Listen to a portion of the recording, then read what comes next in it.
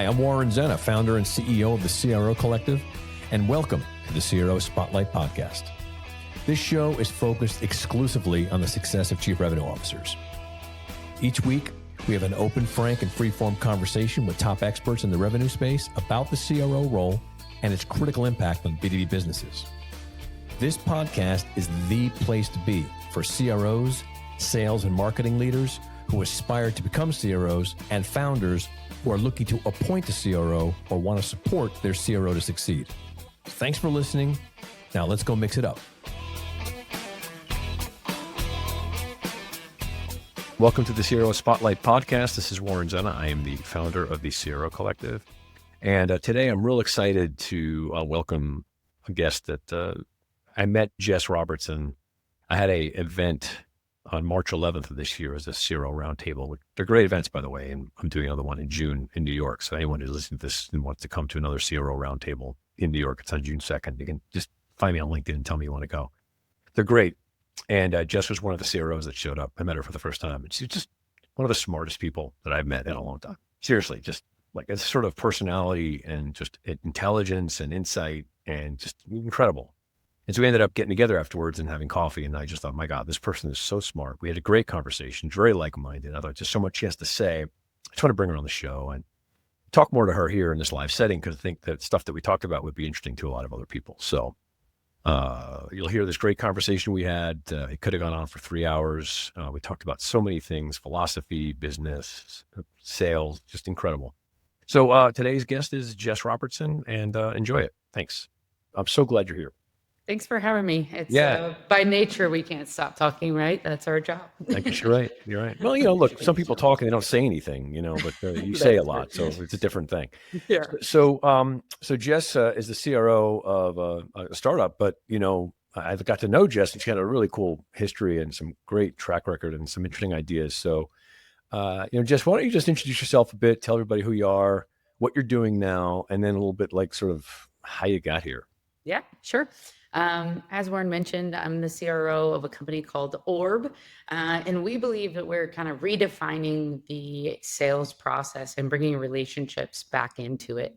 We're kind of at, I'll use Warren's words here, peak noise in the AI world, and we're trying to find a way to become efficient and access our key accounts again. And it's really hard to do these days, and we feel like we've cracked that model in how to bring relationships back into it. So I started about 6 months ago. It's been an amazing ride so far. We are very young. We have about 50 customers under our belt today, and looking forward for a big year of growth. But prior to this, very traditional sales upbringing, started as an SDR when I was a kid, actually, really at like 14 years old, and kind of came up since then. I've been in sales leadership for about 10 years now, all across industries, mainly focused on the SaaS industry in the last 5 to 7 years, I would say. And it's been a really fun run. I've been all over the place, from an individual contributor in an enterprise world, 18-month sales cycles, lots of hard work going into each and every sale, to the VP of sales doing 2,000 transactions a month at Accessibility most recently, at a $50 million org. So kind of all the way through the process. I love building, and I love starting something and kind of watching my handprints build the walls and those sorts of things. So kind of been a startup girl, and I've enjoyed every minute of it. It's great. So why this? Of all the things we could do with our lives, what made you choose to get into selling and being part of companies and businesses? Like, what do you think part of your personality is being activated there? That's a good question. I think I would say creativity a little bit, because I'm not a creative person in the sense of drawing or singing or arts or anything, but I do have a very puzzle brain, like I want to fit the pieces together. I want to see how everything comes to fruition. I think sales in some ways is God-given, and you just kind of were born with it.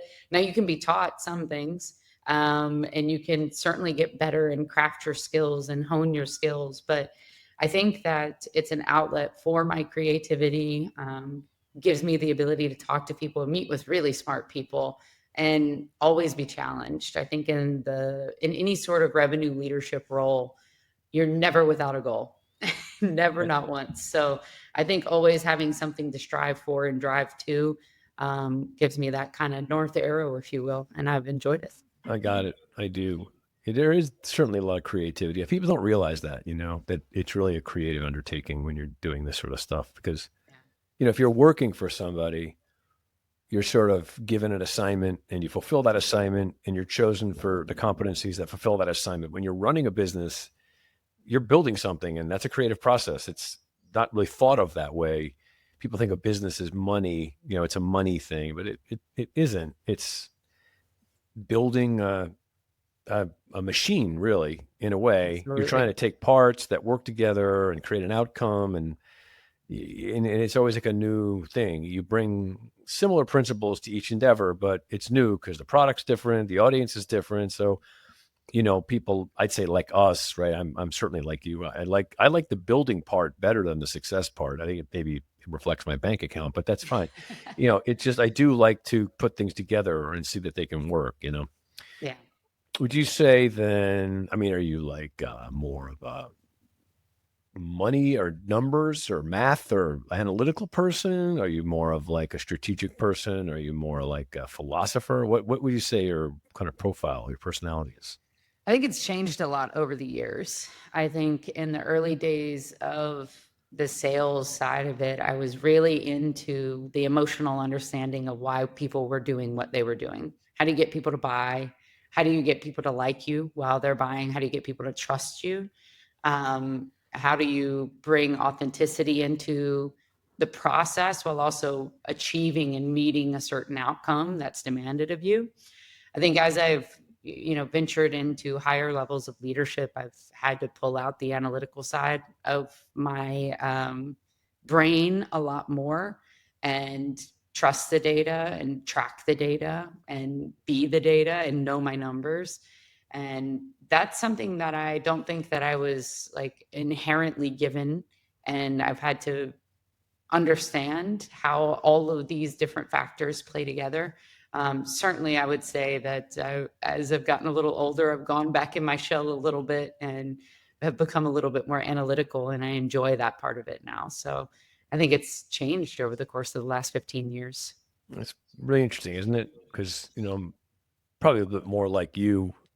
I'm definitely more of a psychological human person. And, when I say that, I don't mean it like sort of in a wonky way. I mean, like I like you. I'm really interested in why people do things and Mhm. like what motivates them to do stuff and what they're really trying to solve. I tend to listen to people's subtext more than what they're saying, like Yeah, what they're really saying. I think my brain is more wired around that. And I too, right, when you're building a business, you sort of have to measure things and, build more mathematical, metrics driven systems, or else you can't build a business. And it didn't come naturally to me either. I would say it's still not the strongest part of my skill sets. So it's kind of interesting thing. So, here's the thing. It's interesting. Like, do you think like businesses are different when they're run by different kinds of people like that? Like, so point I'm making is like, I know some people who are just numbers people. yeah, Like they are good at looking at an opportunity and saying, this thing, if it scaled, could make me this much money. So I'm going to build it this way and make this much money. And they do really well at it. And they make a lot of money. I know a lot of people that think that way. And then there are people who think like, I just have a really good idea. And I know that if it's communicated properly and articulated properly, it'll attract people to it and they'll want it and they'll be persuaded to buy it. And I can get them to do that. And then we'll figure out the numbers later. yes, I don't know if there's a right thing because, I look at it like my view is the companies that I tend to be most attracted to were driven by people who had really great ideas that they sort of figured out how to make work in the marketplace, as opposed to people who just created a business because they knew it was a good opportunity. There was something that was a money making opportunity. They're yeah, both good businesses, but I think they're I agree different types of people, right? for I don't sure. know. I'll take it to an example, like a sales leader. You and I talked about this the last time we were together. To Mm, think about a sales leadership role, right? Not even the founder of a business. You have people who can create a system. These are operational leaders.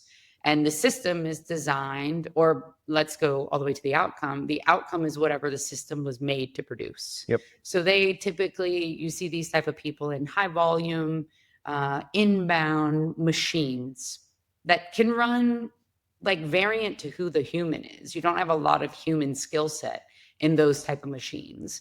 And then you have leaders who are sellers. And sometimes those leaders really struggle, by the way, because it's like the best salesperson kind of just got there. Hmm. And those people can create playbooks that work. Those people can build amazing cultural teams that row the boat in the same direction and take the company to the next level. And then you have kind of like these blended, which are like, in my opinion, the most successful type of organizations is when you can mix the operations with the playbook and you can build the culture while doing so efficiently. And you and I talked about it, and my God-given gift is not teaching, and yours is. Mm. But I would venture to guess that our sales organizations are run pretty similarly, because you know that you have the operational background that you need, and that has to be there. If not, you have a right hand to do it, which Right. you and I spend a lot of time talking about Yep. that. So I think that those two things can project on the company as well. You have PLG companies and SLG companies, and you have companies who focus on giving value up front through free trials and high conversion rates of those free trials. And then you have really like intensive POC evaluation, trust-driven processes. Those are different as well. So I think you have to match the style of your business to the style of the leader, right? You can't put somebody, or enterprise salesperson that's used to high touch, high trust into a high volume machine. They'll spin their wheels and they really won't know what to do. So I think it's dependent on the company, who we're selling to, what we're selling, the value proposition of what we're selling, and then you match the leaders to that. Thanks again for listening to the CRO Spotlight podcast. We're excited about all the great guests we have. And more importantly, we're excited mostly about you for being avid listeners and supporting the work that we do here. Feel free, please, to share the CRO Spotlight podcast with any of your colleagues. We just think there's a great wealth of information here, and we want to get the word out to as many people as possible. And your support of the show is really appreciated. I wanted to share information about a program that we offer called the CRO Masters Council. The CRO Masters Council is a bi-monthly group of 6 seasoned chief revenue officers who are looking for a chief revenue officer board of directors, so to speak, that they could share what's going on with them, collaborate with ideas, get some feedback on what's going on in their current role. And these are great conversations. I facilitate them. The CRO Masters Councils, again, they're twice a month, and they last for at least 6 months to a year. So if you're interested in having your own CRO suite, your own board of directors of chief revenue officers, it's a private, confidential conversation that we have. It's infinitely useful. Imagine having a room full of other chief revenue officers you can talk to and say, hey, I'm working on this, or have you guys figured that out? Or I'm having this issue right now with my business or my results. These are just invaluable conversations with chief revenue officers. Chief revenue officers have a very, very unique role. It's a very lonely job, and only other CROs understand what you're going through. So that's why we created this program. So if you're interested in being a member of the next CRO Masters Council, which we have a number of them being put together right now, just go to my LinkedIn and DM me Masters or Masters Council, and I'll follow up with you and set up a call or send you some more information about it. Looking forward to seeing you there, and thank you. Yeah, it's such a good point. It seems like so many companies that are successful seem sort of in a weird way happy accidents, right? That a person whom had a certain type of personality, had a certain type of idea, and through the sort of maybe advanced competencies of their personality style, were able to kind of bundle together something that made it work. And then the company ends up looking differently. So, the idea is sort of being like, and I've had this situation where you hire somebody, you bring them into your company, you're sort of young enough that you don't really know exactly what you want, but you need certain things. And so you bring in someone who's really good at that sort of thing. And you realize pretty quickly, well, they're almost only good at that thing, but they're really, really good at that thing. And we need that thing. So now we have to build a company around that person to compensate where they're not good, so that now, in a way, the company is being shaped around the people, right? I've been this sort of person. I'm like the kind of person who comes in and I can sort of communicate with anybody, and I can convince people to do a lot of things, and I get pretty persuasive and tell a good story. But because I'm sort of disorganized, and I'm not the kind of person going to sit there all day and like put all my stuff into Salesforce all day long, I'm just probably not going to do it that well. So, it's like, well, he's closing a lot of business for us. He's doing really well. Plus, he's kind of really done a good job of shaping the way we talk about things. We want to keep him here, but we sort of have to support him through these other systems, and then the Yeah. culture of the company becomes changed because of the way you did that, Whereas Yeah. if you have someone who's really methodical and really, really logical and really meticulous, then the company is going to look a bit differently. And as companies get bigger, they get more strict around the precise ways they need to hire people for. And Yeah. I think this is where they miss out on other aspects of people's personalities because they don't hire for them. So they're looking for people to have a repeatable skill, right? As opposed to someone who may bring some unique magic to this table that they never know because they're always looking for the same type of person. Yeah. And I've had plenty of people I know who've not gotten jobs because they didn't fit this sort of such a precise profile. And I know that person would have been amazing at that job, but they missed Yeah. out on it. So, hiring is a really difficult thing for that reason. Yeah. Earlier stage hiring is a bit more like it's sort of like faith, it's like, all right, well, we'll see if it works, and you can get really lucky. Yeah. Do you think though, okay, I'd love to tango with you on this one for a second because I struggle with the ideal that CROs specifically are stage people. I really struggle with this because I don't believe in it. That you hire one person, one sales leader to go from 0 to 5 or 0 to 1 or zero, whatever your mechanism or growth speed is. And then somebody else needs to come and run the machine from 5 to 50. And then somebody else should come in and run it from 50 to 100. And I see it a lot in like leadership hiring that, well, if you've been in startups like too early stage, you have no idea how to scale a company.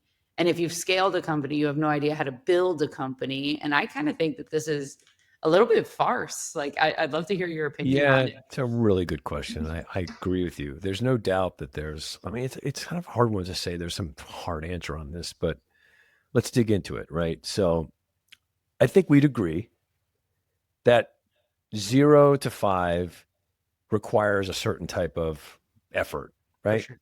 And then 5 to 15, let's say, requires a different kind of effort, right? Yeah. And then clearly, I think 25 to 100 or even to 50 is a different. And then even 150 to a billion is a completely different thing. And I think we both agree too that while I know a couple of people who've done that all the way through, there aren't that many. I think it's sort of like a rare thing that you have someone who's got such a nimble brain that they're able to adapt like that and Yeah. bring things forth. Or maybe it's because the position that they're in, where maybe they're an owner or they're a part owner, so they're able to maintain their hold on things and they have Yeah. to figure it out and they gum through it. Now, they might not have been the best person, but they managed to make it work. And so, superficially, it looks like, wow, what an amazing achievement. But it was like, well, we couldn't get rid of the guy, so we had no choice but to make him go to the end. Yeah. But I would say my experience with this is if I'm hiring, if I'm advising, let's say a company that says, we're looking for somebody to do X, Y, or Z, a question I ask that's very much upfront. One of the first two questions is, what stage are you at? And the reason I do is because I know there's an environment associated with that stage, Right. and there are people who are better suited for those stages. I mean, the problem we have, I have an agency. It's a separate business, and in our marketing agency, our clients are pretty big clients, but we have only work with like enterprise size clients. So I'm dealing with this all the time. And what ends up happening a lot of times is I see that, let's say, smaller company will be very attracted to someone who came from like Salesforce, or Adobe or Microsoft, because there's a certain, I don't know, perception that because they came from an organization that's successful, that they must have gotten really well trained. And it's probably Right. true. But you bring that person into a startup, most of them don't know what the hell to do there. They worked in a company where everything was built for them. They come in and there's a whole machine around them and they perform this function. Plus they have a brand that gets them going every day and Yeah. people listen to, and people don't take into account that, those things make people maybe not well suited for a place where none of that stuff exists. And they don't know how to start something or fill in the gaps. And I would say, I think that someone whom like you, me maybe, who are a little more scrappy, and I can get into a smaller thing and I can put my fingers on a lot of stuff, would probably be better suited to work at a larger company than someone who's only worked at large companies to try and get them downstream and work at a smaller one. Because I think the requirements working at a startup are so different for someone like that's never done it before that they may just not know what it's like to be independent like that. So there is a Yeah. different sort of thing. And then there are people like, I'd say probably you are like this, and me too. I prefer working in smaller companies for that You reason. nailed both of the things I was thinking. It's I like, number mean, one, what stage? It's not about the dollar because you can be high growth from true, 50 to 100, true. right? The number Yeah. doesn't matter. Or you are an efficient grower. Like this is a completely different mindset, like PE versus VC. Okay. True. And then I think the other side of the coin is, what are you happiest doing? Yeah. Right. For one side is the company side, the other side is the player side. Whereas I feel pretty confident that I could go into a big company and have You impact could. and do I don't okay, think you'd but I like it think I would though. hate it. You wouldn't like it. I know you wouldn't like it. You Yeah, wouldn't. Yeah, I don't yeah, like it. I worked at a couple of big companies. I was an executive at 2 companies, and I didn't fit in well in that place.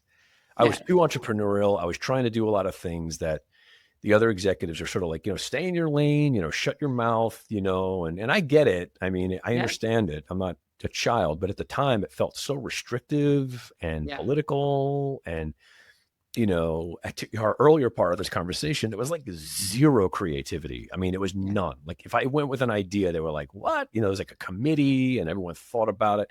There was no like ability to go, sure, Warren, go off and do it. Here's a budget, go make it happen. And I probably right. would do it. Right. And so I found myself a lot of times sort of fighting with everybody. And I realized it was just it felt like high school in a way, like the group of kids that sat at the lunch table that I wanted to sit at. And every time I Yeah, sat down there, they were looking at me like, when is this guy going to get out of here? Like, kind of thing. And, it was fine, because there was the yeah, other, sort of like misfit table that I belonged at much better. And I ended up hanging for out there. sure. And I think that's what it is kind of. And so I do think like people like water, sort of in a way, sort of eventually find their level, they get to a Yeah, point where they're like, oh, I think I found where I'm comfortable. And I do think, if I may, that a lot of really successful entrepreneurs are basically unemployable. These are people who are just like, they're never going to get a job. They're going to have to do this on their own because they're not suited for that sort of thing. right. And I think that the world we live in, particularly the SaaS world, which kind of Yeah, exacerbated this whole thing, right? Created a factory for this, built a lot of interesting environment for people who can kind of build things all day. yeah, for sure. For sure. So I got another point I want to ask you about this. So, we talked a bit about doing things you like. Do you think it's the case that it's always the case that we're happiest doing the thing we're best at? Oh, no. I actually think it depends on if you look at in the moment as happy, short-term reward, like how do I feel right now, Mm-hmm. or when you look back on it, right? And there's a bias of looking back on things that you always see them a little prettier than they were. Um, but I think I've been the happiest when I've been stretched the most, when I've been challenged, when I've been faced with something I didn't really know what the heck I was doing, but I was being driven to figure it out and I was trusted to figure it out and I had autonomy to figure it out. And the I think that's when I look back on my career when I can say I was like, oh, I was in it. I was in my zone. I knew I didn't know what I was doing, but I had figured it out and tested and tried. I think that there has to be some sort of guardrail on that statement. Like it can't be completely outside of what you know and what you do. Um, but I do think that, and it depends on the personality, I guess. Like some Yeah, people really hate change and like it's true. don't like to roll with the punches.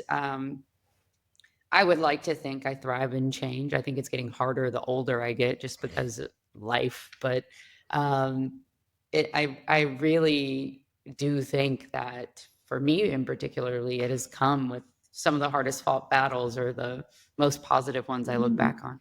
Yeah, you're probably right because looking back at my work history, I'm aware of the fact that the toughest things I had to go through were the things that made me better, right? Mhm. You're forged through these sort of things. I can't necessarily say that I guess in a way I do. I'm not saying I sort of like, I'm certainly not afraid of confrontation. I don't care. I'll do stuff I'm not good at. I'll try it. But it's more like, the pain of feeling stupid, and not knowing what you're doing and that sort of all the other shame and other stuff that goes with that feeling when you're trying to figure things out. And then, if it works out, it feels really miraculous and sort of victorious. Like, wow, I was struggling and look at me, I figured it out and how amazing. And then there's times where you're trying to figure it out and you fail and you're like, I was an idiot. Why the hell did I try and do that in the first place? So, but both experiences certainly is what made me better. In fact, I started my whole business, the CRO Collective, because of a failure. That's what got me to do this. It wasn't because I succeeded at something. It was because something really, like I had a really bad experience and I learned from it. And I was like, okay, I'm going to see if I can make sure this never happens again.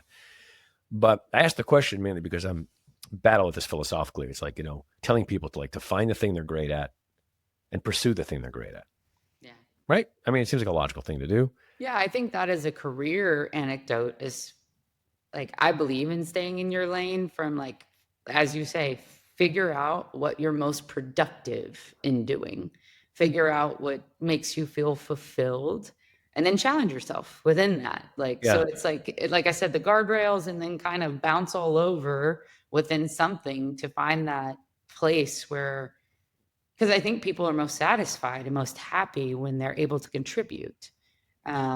At least I'd like to think I that. think Maybe that's that's true. a I maybe do. that's a prolific statement. No, But no, I agree. I think that people ultimately want to feel like they're making a difference of some kind, or that it's more like, the effort that I put in, there's some way in which it had an impact, and I can know yeah, what that impact is. And if I don't feel that way, I feel like I'm sort of locked in a room just yeah. doing something and it doesn't feel satisfying.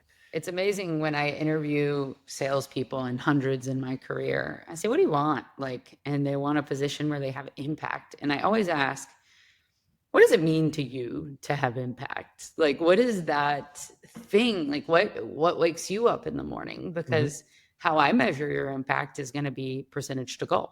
That's Yep. your impact when you work for me. It's my impact when I work for a company, by the way. Um, so deciding what that impact is and how you want to have it is also super important, because it's not something a company can give you. You have to define for yourself what you think impact is. I've seen a lot of people struggle in their careers in sales. Do I really want to do this? Am I any good at it? Is it the thing, or is it? And I say, well, what do you want? Like, do you want to win? Does winning bring you up? Does winning put that fire under you? Do you want to train people? If so, you probably should get into management. You probably shouldn't. Like, do you like what really do you have more of an analytical, operational brain, but still like the chase? Okay, RevOps sounds good. Like, you have to define, because a company sees this as like flailing, right? When you don't really know what you want to do and you don't have an idea, like, I think it's really good advice you give. Like, figure out what that impact means to you, figure out what you enjoy being challenged by, figure out where being challenged doesn't feel like failure to, I think is very important. And then go and run. Yeah, just great stuff. The way you articulated that. And, when I run my courses, the first thing I ask people when they join, and hopefully you'll see that soon, is Yeah. you hear this all the time, so I'm sure this sounds a little rote, but you ask people what they think their superpower is. And I mean it like, we watched, how many of these ridiculous superhero movies and other movies Yeah. have come out in the last 20 years. And, everyone looks at this thing like, well, what would I want? But I want to fly? Do I want to be able to be invisible? Right. It's an interesting thing, but in more grounded, like, what's your thing? What do you think the thing is? And I pose the question this way is sort of a complicated way of asking it, but it's provocative. It's like you're in a room of 100 people that are your peers. What's the problem if it were posed to those people that you'd raise your hand knowing that if that problem were presented, you'd be the one to solve it better than anybody in that room? What's the thing that that if someone said problem A, your hand would shoot up because you're confident that of all the 100 people, you're the person that should be asked to address this? What is that problem? Because if you look at it from that perspective, it's interesting. It's like, what's the thing that gets me off my chair, right? When that thing Mhm. happens, because I know, like, oh shit, like the God's called me to do the thing I'm good at. I'm going to get up and do it right now, whatever that is, Yeah. And, it awakens something inside of people. They are like, oh God, I know that thing. And then, the obvious thing when someone knows that is like, well, then that's probably something you should probably do as often as possible, right? Yeah. Right? You want to put Perfect. yourself in a situation where that situation comes up enough that you're around, thank God, to do it, right? And then that would be Yeah. a really amazing life. Now, if it's something weird, fine. But most people, it's not. Most people are like, I'm an amazing communicator. I'm a really good listener. Mathematical problems, I can solve any math problem, or I can fix anything, right? It's not Yeah. usually something like, weird, like I can play pinochle better than, they don't, people don't say that usually. It's an Right. innate thing. And I think that, like, people who figure this out earlier in life have a better advantage than other people who sort of are who trying to figure that out later. I was a bit of a late bloomer because if I may say, I just had a lot of things I liked to do, and I had a number of things I was pretty good at. So I didn't know which one was the one that I liked most. And it took me a real while to shut up and listen to figure out that it was really like I just like to sort of like help people figure out stuff. Yeah. And once I figured that out, then it became a lot easier for me to know where I need to be most of the time. Um, how long did it take you to figure out what your, like, let's say, thing is, and what is that thing if you were to Yeah. articulate it? I think probably to put words to it a lot longer than synthesizing the actions. I think I'm really good at understanding business and how to make money from business and where the opportunity lies. And I think that that's why I ended up in startup land, is because I can see funnels, sales funnels, shall we? I Okay. can see them when I'm talking to somebody about any business, and I'm like, why didn't you try this? What, have you ever thought about doing this? Like, I see how to visualize how to make money, like just when I'm talking to people about their go-to-market strategies or the lack thereof. And I can see, kind of like, without being able to put a playbook to it, I can see how to play it out. And I think that that benefited me from the operational standpoint. And really, I was stretched at my job at Accessibility to figure out the operational side. Like, we were an operational nightmare, 2,000 transactions a month, high volume, craziness, scaled growth, 10 to 50 million in 3 years. Like, we were white knuckling it sometimes. And so I think, like, being able to put those words to it, being a builder, being somebody who can envision how to make money, and not only envision, but synthesize something really complex into executable steps. And I think that's, if I could say one sentence, is my Yeah. thing. Yeah, I get it completely. You Yeah. do. You see the end in mind, and you know how to build the system to get there. Yeah. That's And I think, I don't know that I could have said that 10 plus years ago. For sure. Let me reword that. I know for sure I couldn't have said it 10 okay. plus years ago. But I think that the innate skill in what I have always done is just a little bit like that, kind of like quick to act, understand how to execute, understand what the end goal or the outcome I want is, and then figure out the path to get there. So I would say that's the skill synthesized, but definitely not. I think I wouldn't say I'm not like you. I don't have a ton of talents in that world, but most of my friends would say, why do you always think and talk about money? Well, it's because it's literally the way Yeah, my brain that's your works. thing. I'm Yeah, kind of it's my jealous brain. because I don't think about that much at all, and I know I should be. It's fine. It's not a self-deprecative thing. It's just my brain Yeah, is more. I think similarly, I'm more interested in what's great is what you're saying. It's probably why you're so valuable in the marketplace. I mean, that you're like exact kind of person that a company wants to hire, is because I'm thinking of it more about like what is it that I know people are going to respond to yeah, and that they're going to make a commitment to, yeah, and secondarily is I weirdly know what it is that's in the way of somebody being able to be effective at something. I could see it in 2 seconds. yeah. Which is probably why in your side, and you talked about this, the sales training and the teaching people. Yep.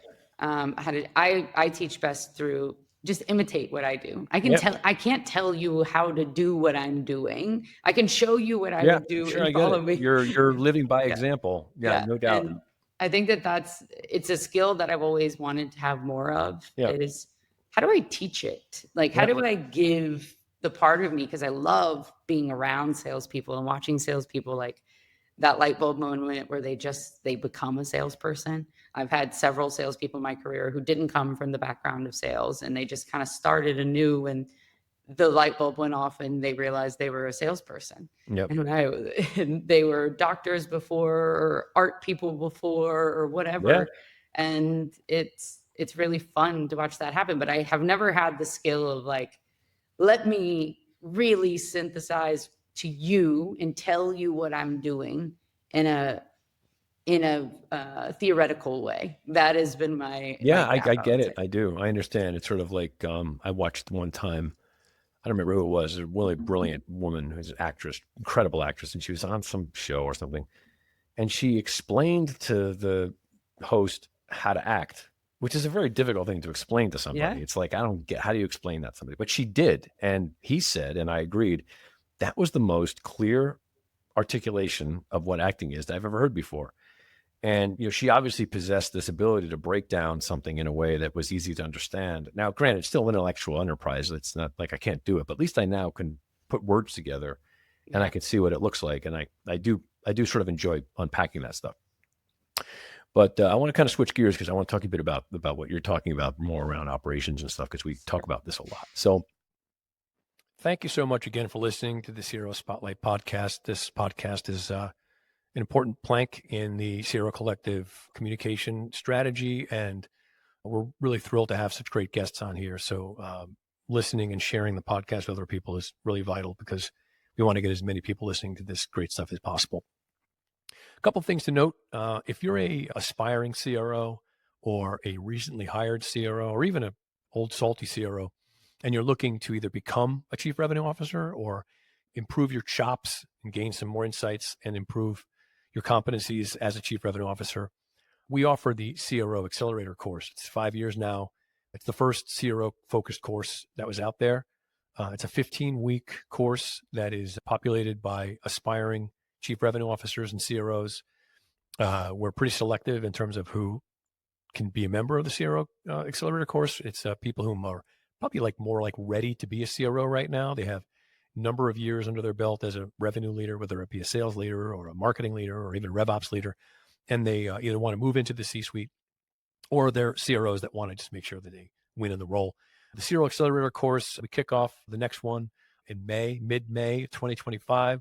So if you are interested in being a member of the next cohort, please just write me a note on LinkedIn. Just DM me, CRO Accelerator, and we'll set up a time to talk. And then I can send you more information to give you a brochure of the course. So again, CRO Accelerator course, 15-week program for aspiring and newly hired CROs.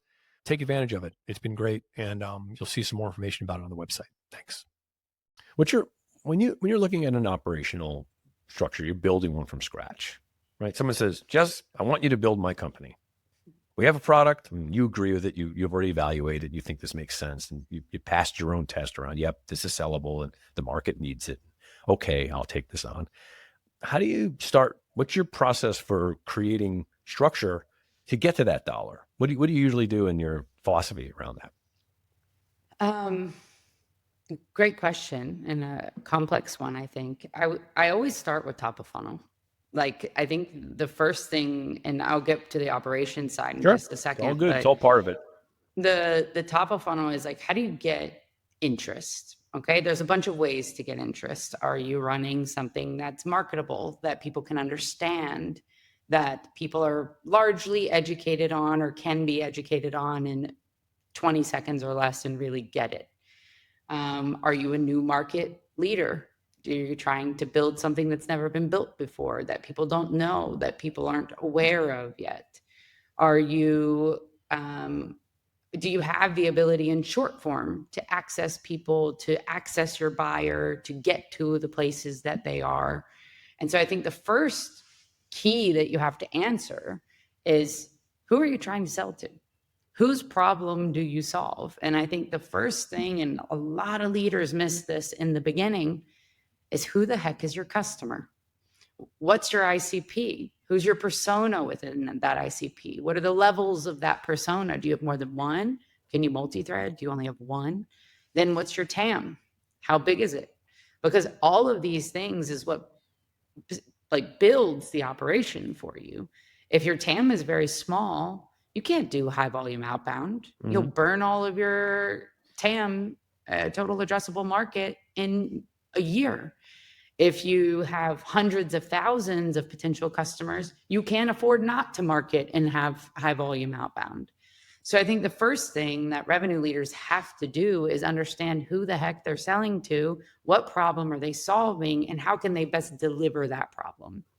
And then if you take it to a more technical start, okay, what's your CRM? If you're smart, you choose Salesforce, and that's it. There's no other option, because businesses grow and they demand more. There's a lot of other CRMs out there that are okay, that do the job.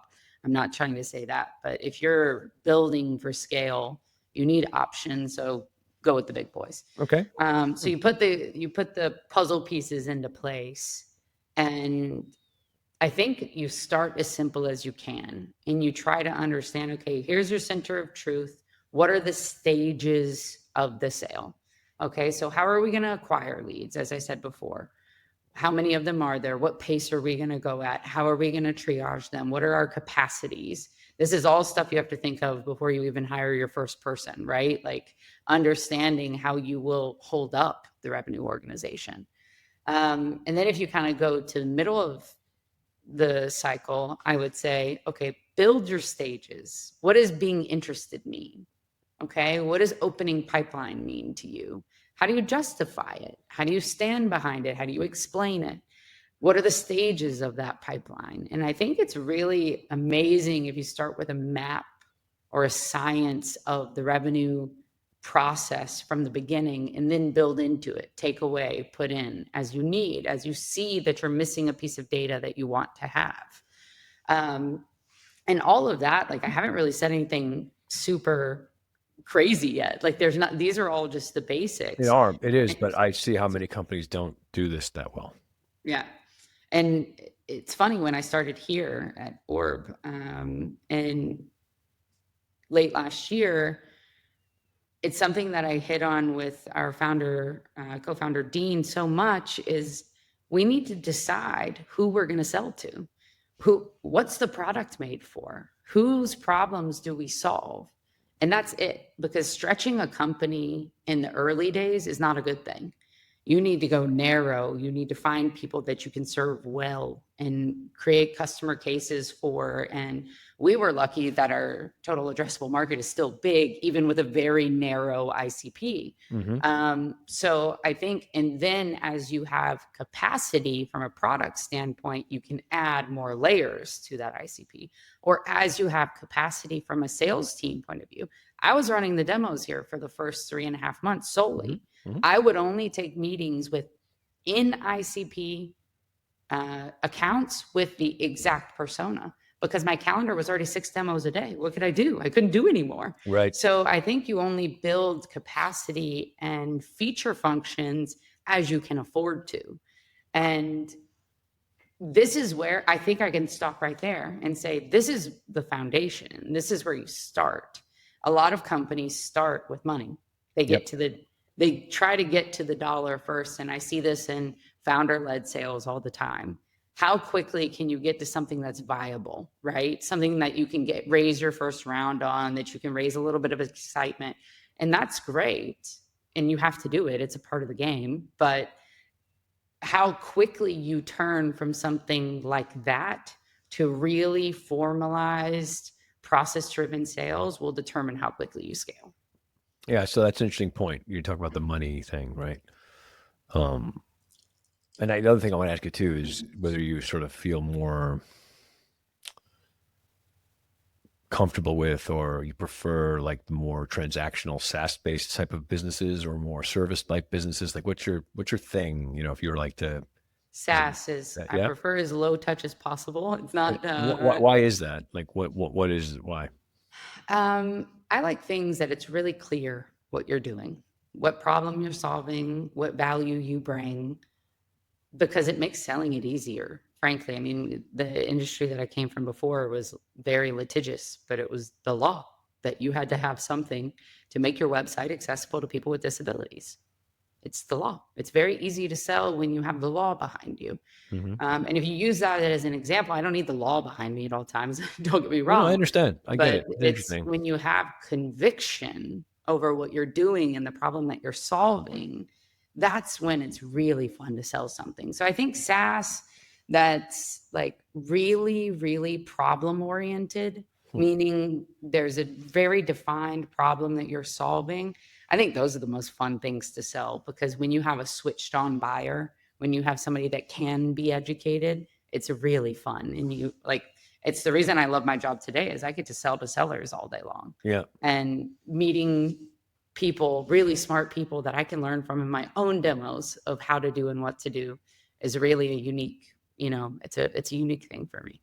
It's fascinating. I totally get it. I mean, I know that like the SaaS model is predicated around this idea of being able to get somebody to press a button and make a purchase, right? Yeah. Because it's immediately available with the interest and value. And it's funny because my entire career, I'd say, like literally every single thing I've done was almost exclusively on longer term, complex, consultative ideas, selling intellectual properties or processes or, consulting engagements where we had a unique sort of point of view, or we had a bundled expertise, or we discovered some sort of process that was unique and all that. And, we'd have to have multiple meetings and multiple stakeholders. And, these were huge deals, $1 million, sometimes more deals, Um, and there was something about, it's kind of weird the way my brain works listening to you. And it's like, somehow I ended up choosing the thing that's a lot more complicated to do, and it's like, why It the hell did stems I? back. You like to teach. Yeah, You I love like the to, process of sort yeah. of figuring out how to solve. You know what it is? I think it's a combination of that. Yes, it is. There is that. It's also, the sort of stuff that we were doing, and I still do, is more like, you know, I'm selling ideas and transformations, and those are harder to implement, and they require people to think differently and change the way they operate, and they have to like think about their world for you differently and make big decisions and big commitments and make big investments. And it just feels sort of like, I don't know, it's not probably not necessarily true, but it feels like it has like a level of significance to it that makes it kind of cool to pursue. It's why people are magnetized to you, though. I think it's why you draw the crowd that you do, is because these complex problems exist, whether we like it or not, Yeah. right? Like Yeah, they they most certainly exist, do. And we and make them they're more complicated. We yeah. overcomplicate them. Yeah, and we're all plagued by very similar problems, no matter what you sell, right? Yep. The person that sells these big ideas and big services and Yep. complex, solutions, and the person who sells a widget of any sort online, we have similar problems. I mean, we saw it in the collective room that we were in the other 100%. day. No, Like, no doubt. It's all the it's same. and these ideas, I think the way that you put them into the market transcend the type of business that you have, Yep. and they exploit the type of leader that you are. Yeah, I get it. I mean, And I've certainly, like we said earlier in the yeah, conversation, I found the thing that suits me best, but it yeah. isn't easier. Like what you're saying, I'm listening to my God, man, this seems so much better. I should probably do that, This seems so much Be careful smarter, what you wish for. And, I kind of tried to do it all the time, but it doesn't really work. I end up not really doing very well at it, but that doesn't matter. It's probably why you and I are going to probably start doing something together anyway, but that's a different conversation. But, it's great. I totally love the way you're thinking about this because, it's that understanding of those basic things. You know what I think? I think if you're a seller and you're a good one, you sort of know these things because you have to go through it all the time. I think good sellers learn so much and they're pushing through this process enough times that they sort of understand it and they become good at building it because they know the kind of environment that they have to create for themselves to be able to be successful. I've done this so many times. And I think that that's an interesting thing that, when I meet great sellers, their brains are different. They sort of kind of know how to put all these pieces together because they're the ones who are quarterbacking it. And they're like, Yeah. no, if I had this, and this in place, I'd be able to do this. And this is what you got to do. And, Yeah. they become really good. If they're good leaders and they can manage people and they can build systems and run operations, they become brilliant. Yeah. I know a lot of people that should just sell, like keep that person out of the kitchen, I never want to make that person make pasta ever, So tell me a little bit more, if you will. I want to hear a bit more about the business, about Orbb and like what it does and what Yeah. you told me what it solves, but I want to hear more about like what specific way it does that. Cause I'm intrigued by the idea of obviously relationships are becoming Yeah. less and less valuable today and we need to do something about it. So talk Yeah. more about that if you don't mind. Yeah, I'd love to. And first, I'll tell you how I got here because I Sure. think it's a super important part of the story. 6 months ago, I was looking at buying the solution in my VP of sales role, and I was again looking at ways. How do I create another funnel? How do I make my outbound more effective? How do I XYZ? And the question we're always asking ourselves is, how do I make more money? And those, what all those other questions I just said ultimately reside in that business outcome. And I was evaluating a bunch of tools, and our company was one of them. And I got into the process with Dean, our CEO, and eventually he coaxed me away. And I'll tell you, because I saw the data and the power of what we were doing, It was a very easy switch. And keep in mind, I went from a $50 million organization to a not $50 million dollar organization. And it was the total start over, build an office in the US, build a team, some early success from the company, but certainly no official processes in place. And the opportunity that I saw is I've been an outbound girl my entire career, whether even if it was in my own IC processes, I was always the first one to pick up the phone, to write the cold emails. And this stuff isn't working. Now, I'm not of the camp that it's going to die and nobody's going to ever sell via the phone or email anymore. I think that that's not going to happen. But I am realizing Superhuman drops a release where they move all pitches to a different inbox now. We're not being seen. We're not being heard at the same rates. Today, the very best cold callers are getting a 10% connection rate. They're having one conversation for every 10 times they dial the phone. It's crazy. And a conversation isn't even that. It's a very, very low benchmark. It doesn't mean an interested conversation. It just means they're getting a connect. And I think that because of this problem, you call it peak noise, I call it the lack of effectiveness. Outbound is becoming not effective. Yep. You can't even hire a whole gang of SDRs to do outbound anymore because you won't make enough money from it to do it. So when I saw Intel's kind of thesis about what we're doing, I challenged that thought, like, how are we going to do outbound in the future? And when I thought back to my very first early sales days, it all came from relationships. I did the cold call. I got through to that one person, and then that one person introduced me to a couple other people or became my reference or my whatever into the next deal. And then I thought about the data problem that we've been talking about. Kind of the underlying thing throughout this entire call has been people don't know. They don't have good systems. They're not mapping their systems, and they can't tell who their champions are, who they know. They have no idea who their investors or advisors know. They have no idea who their partners know. And everybody uses LinkedIn first degree connections today.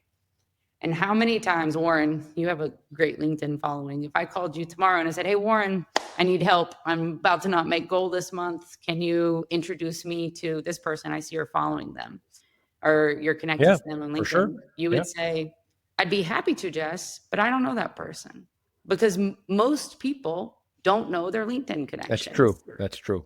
I went through and did a study on my LinkedIn. I knew 2%. We work with a lot of referral partners and people within our industry.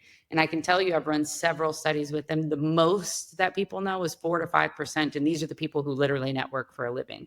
People like you who do these CRO events and they really know the people that they're following. And it's still not more than 4 or 5%. I'm sure it's true. I'm sure it's true. Yeah.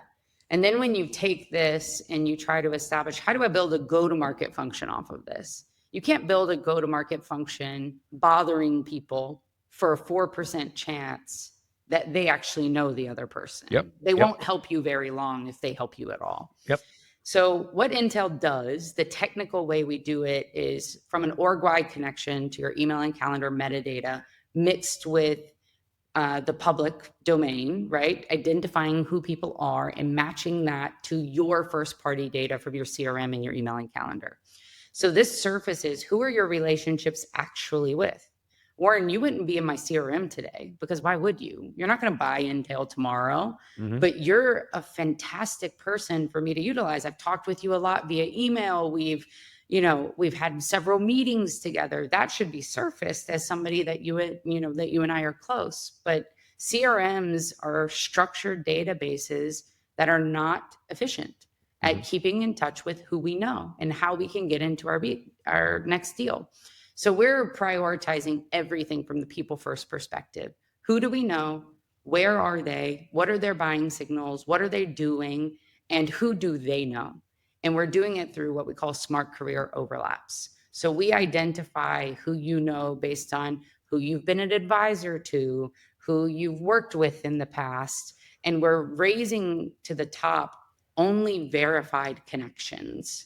And I hate to use the word connection because it's like practically owned by LinkedIn, but there's not a better synonym for it. It's become vernacular as opposed to just have meaning anymore. I get it. Exactly. So through raising that, we've been able to introduce, which is new, and it's something that we need to educate people on, putting relationships back into your go-to-market strategy. Mm. And this is a new funnel. It's a new function. We can utilize some kind of commoditized things like champion tracking, but mixing it with this sort of thing to make it so powerful that you all of a sudden have a new funnel, a new function to add to your company. And I can say from a buyer's perspective, I vetted a lot of systems on the market. When I was at my last company evaluating tools for this case, nobody's data is as good as Orbb's data, period. Like there just isn't. And it's been a lot of fun to be the person that I am, dreaming about how to put this data into a go-to-market function Mm. in my role with what I get paid to do now. So I'm kind of at peak happiness, I guess, It's awesome. and trying to identify, like, I get to do it as my day job for a lot of companies now. So It's awesome. I love it. That's great. Well, I agree. I mean, I just had a conversation with the gentleman I had dinner with last night. We were talking, we're both old school dudes, you know, we're like probably, you know, he's in late 50s, I'm 60. We're talking about like how the only thing you got anything done for most of my life was through relationships. There's no other option, you know, so I was built on that. My dad too, my dad's 90 and, you know, he built his whole career with people, you know? yeah. And, you know, I do think like one of the outcomes of all this technology is that it's going to force that to become a really valuable skill. And if you can activate it, it's going to be a really big opportunity. There's no And question. we don't want to get away from the technology, No, right? Like no. we are still a tech first company teaching people how to put this into their go-to-market funnels, but it's something that technology has never been capable of mapping before because a human connection is really hard to map and Yeah. identify. Mm. Well, very cool. Well, as I thought, you know, I knew that we could probably talk for 6 hours and not stop. So, but we both have to get back to our respective regularly scheduled programming. So, how do people reach you? I guess LinkedIn is probably the smartest way to get a hold of you, I guess, right? LinkedIn is easy. I'm Jessica Robertson at Orbb. And my email address is actually JESS at orbb.ai, ORBB.ai. Feel free to hit me up anywhere. I am all over the place. You see me. If you friend me on there, beware. Okay. Content of full. Got it. Well, as I suspected, this was great. Thank you so much for doing this. And I look forward to our continued conversations, Jess, so much. Yeah. Looking forward to it, Warren. Thanks so much for having me today. I really enjoyed it. Great.